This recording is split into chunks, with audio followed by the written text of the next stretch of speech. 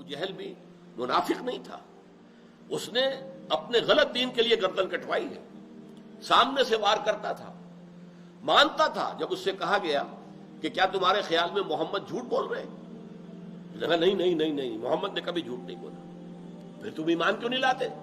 کہ نہیں، یہ معاملہ دوسرا ہے، ہماری اور بنو ہاشم کی چشمک ہے، مقابلہ ہے، ہم نے ابھی تک کندھے سے کندھا جوڑے رکھا ہے۔ انہوں نے غربا کو کھانے کھلائے، ہم نے ان سے بڑھ کر کھلائے، انہوں نے حجاج کو پانی پلایا اور ان کی سیوا کی، ہم نے ان سے بڑھ کر کی۔ ابھی تک تو ہم کندھے سے کندھا ملائے چلے آ رہے ہیں بنو ہاشم کے ساتھ۔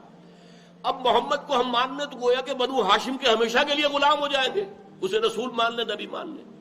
گویا تکبر تھا اس کی راہ میں، ہائی جو تھا وہ تکبر تھا، یہ نہیں تھا کہ وہ اسلام کو پہچانتا نہیں تھا۔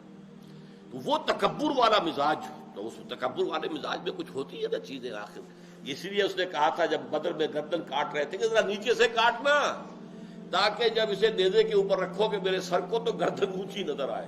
اس قسم کا انسان